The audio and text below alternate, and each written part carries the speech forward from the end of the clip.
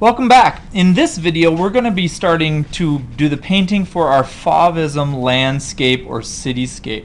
So we just got done watching the PowerPoint and talking about Fauvism and that style of art, and that in Fauvism usually the artists were all about using color, really bright, vibrant color, that they were released from making realistic pictures because of the invention of the camera, and that there was this outflowing of using color to create mood and emotion and to show things as bright and vibrant as the human imagination might see them. So just as a couple other examples of Fauvism here, this is one where you can kind of see they've got the long distance in the background, they've got the foreground, the middle ground, and the background, and then they've kind of got, you know, the sky just way up here, and all these mountains here are big, but they're far in the background, whereas these trees or bushes that are in the background are much smaller than these trees that are in front. But again, look at the high chroma color. It's really pure saturated color. It's not a lot of tints and shades color mixing. I mean, you do see tints and shades here and in here, but the most of the painting is bright, vibrant colors. Here's another example. This one, again, bright, vibrant colors, this pink, like magenta color in the sky being reflected into this river or water down here on the bottom. And these are all pictures from around the classroom, so I encourage you to look at them as we go through the painting process. This one, you know, looking through a stand of trees into the background on like a yellowish trees probably farther away, kind of like a setting sun along these trees, the shadow, the purple in the background. And again, the very high chroma picture and the way that these colors are interacting is kind of what we're after in Fauvism. So here's one of my previous examples for the cityscape people. You can kind of see how I've made this with bright, vibrant colors. I've blended a couple different colors here with the green and the blue and the turquoise. I've overlapped and blended colors with the orange and the red and tints. Here in the sky and the water, you can see the reflection of that sunshine from the setting sun. And you can see that I've done a couple things as far as using really bright, vibrant colors. I've used overlapping paint. And I've also used blended paint. So those are all skills that we'll step through the process. For yours, you're going to start, whether you're landscape, countryscape, or the cityscape people, depending on what you're going to do, you're going to start with bigger brushes, big easel brushes, and kind of fill in the large spaces. I don't mean start with a little detail brush and start painting the side of the house. You want to fill in the sky, fill in the mountains, fill in all the grass, fill in the foreground. Remember, we want to have a clear foreground, middle ground, and background. All right? So depending on what that means for you in your picture, be conscious and aware of the foreground, middle ground, background. And today we're going to start filling in most of the space. Okay, so I'm going to start in the sky and the ground here, and I am going to choose to make mine very bright magenta, purple, and yellow in the sky. All right. And that's what I'm going to start with. And then I'm going to move into the grass and have that be a very yellowish green, like a spring kind of harvest, or spring planting season. I'm going to put some white on my palette just so I've got some to mix with. But basically I'm looking for big shapes of color today. So here's my palette. Set your palette out so you have it ready to mix and ready to use those colors as you go through. You should have a clean water cup, an empty water cup, a little bitty water cup for your own individual mixing. Your brush, this is temper paint. We want our paint to be nice and thick. We don't want it to be watery and smeary. So make sure that your brush has a good amount of paint on it as you start painting. All right, I'm going to start with a little bit of white and yellow and start getting in right around my sky, right around my sun here. And notice how you can edge around your pieces of your picture, but your paint should be nice and thick.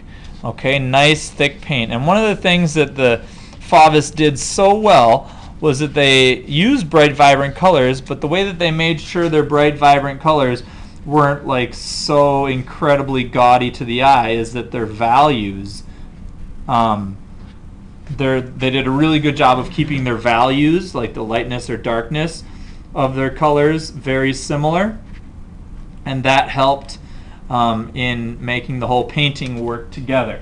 All right, you can kind of see how I'm painting around those shapes so that it almost takes on the branches that I'm painting around. And I want to make sure that you guys can see that.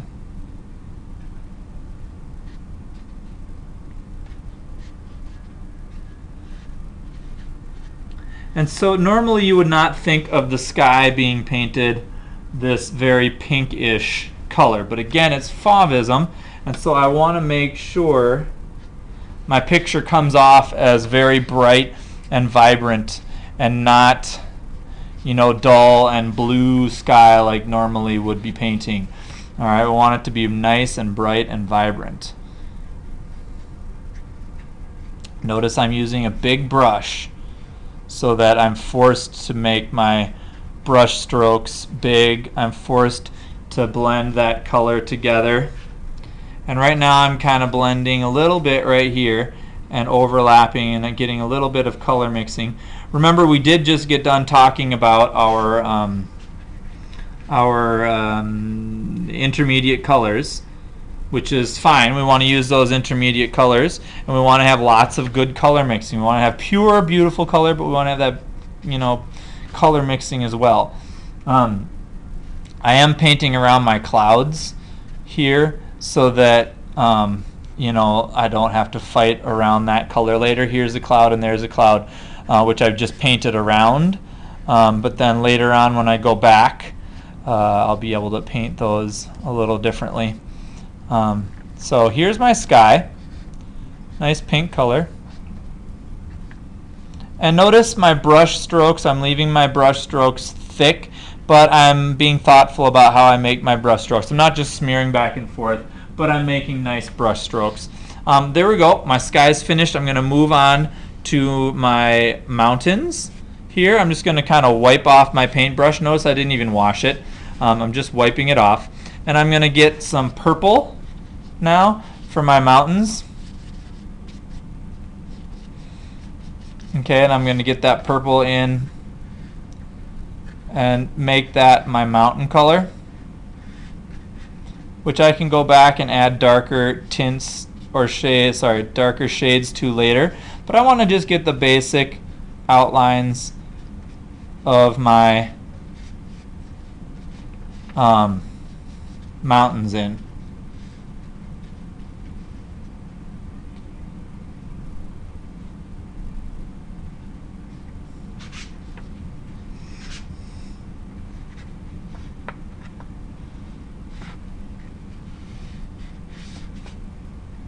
And you know, you would think, oh, purple, how's that going to be turning out to be a mountain color? How does that even look as a mountain color? And the trick is, people are going to read your picture based on how you make your colors work together. You know, if all my mountains are a purplish kind of color, well, they'll read that as one block of stuff, and those mountains will be mountainy. You know, if I make them a bunch of different colors, like I make this purple, that green, this, you know, blue again, it's going to come off as what are all those big blobs in the background, and how does that work out? So you need to, in one sense, keep your colors consistent, even if you're using bright, vibrant colors. Okay, I'm going to wipe off my brush again, and I'm going to switch to this little thinner brush here. It's a 1/4 inch easel brush, and I'm going to just get some dark to kind of brush right in between my mountains and my sky, just to kind of redefine where those mountains should be. And notice I'm just using kind of the edge of my brush.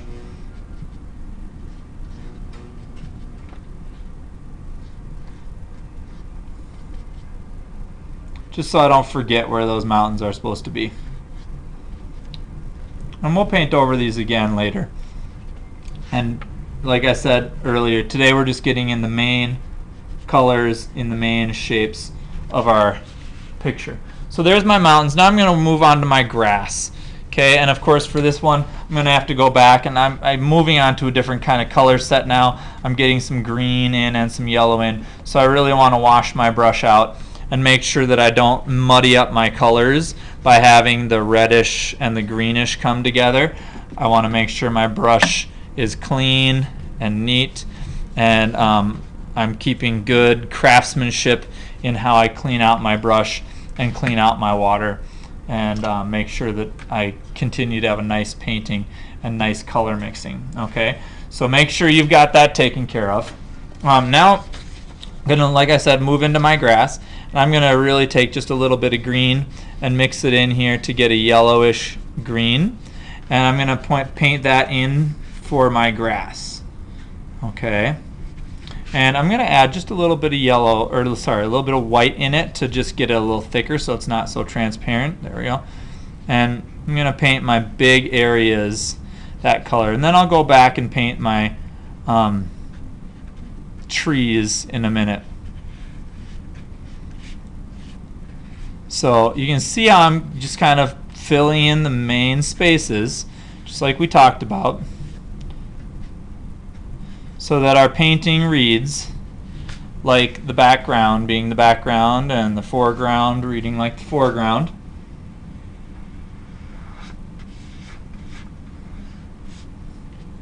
Now I put in things to make my picture look different. I'm putting in like a little pond right here, which I'll get to in a minute. I'm going to make it kind of a bright turquoise color so I can reflect the sky a little bit. But you should have in your painting a couple things. On the self-evaluation I say 3 to 4 things that are going to make your painting different from everyone else's. Okay, so we've got somewhere along the line that your painting is going to be unique and different from everybody else's. Alright, that's really important. We don't want everyone's to look the same. We want to have some of your artistic choice show up and some of your artistic thoughts show up. You were supposed to have gone home and thought about what you wanted your painting to look like and how you wanted yours to be different from everybody else's, so that you could draw those extra things into your picture and have your picture be different than everyone else's. So I hope everyone had that opportunity to do that and went home and did that sort of a thing. All right, here I'm getting my the rest of my middle ground done. Now for those people, whether it's the cityscape or the countryscape, you've got some small things somewhere in the background that you're going to have to at one point or another reckon with them being in your way, sort of. So you might just have to paint over those and kind of imagine where they are and put them back in later. Like these houses, I'm just going to kind of paint around them so that the grass around them is all painted, but then I'll have to go back in with the detail brush and kind of cover those over and paint those. Likewise, I just kind of painted over my road. So you are going to have to use your imagination a little bit and remember where things are, what they look like, and how you did them, so that you can have that be part of your painting later. Finishing up my middle ground, which ends here.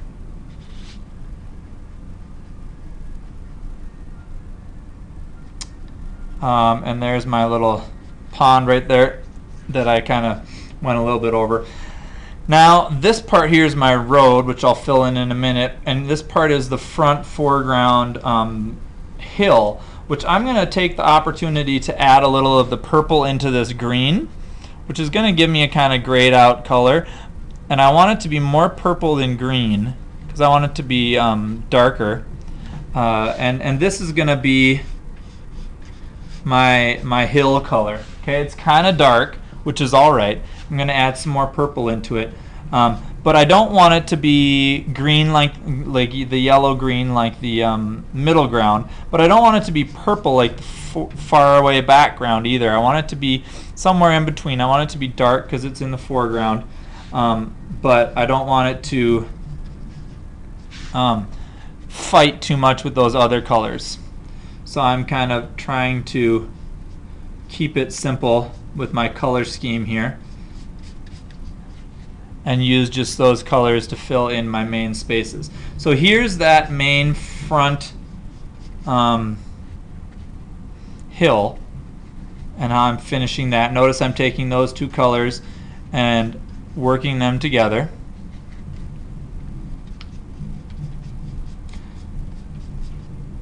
Now, I would say that this is pretty much done for just the first day of color. Notice how I'm kind of working my brush here and kind of overlapping those colors so I have a variety of color there. So it's not just kind of one tone. I've got some like greenish color here. I've got more purple there. It's kind of hard to see in the video, but I'll show you in real life when you're in class. All right. Now, that being said, you'll see I've got some blank spots on my picture. Those are the kind of secondary details, the big things. They're not teeny detail brushwork, but it's kind of like the middle ground, the background, the other things that are in there. So in the next video, we'll talk about those couple things. Today, what your goal is to get your sky, your background, your middle ground, and your foreground big shapes done. I had 1, 2, 3, 4, 5 big shapes that I was kind of working with. And remember, we're going for Fauvism. We're talking about big, bright, vibrant colors filling your landscape in. You should have a clear foreground, middle ground, background. And that's how we're going to finish our 5 big shapes for our Fauvism landscape.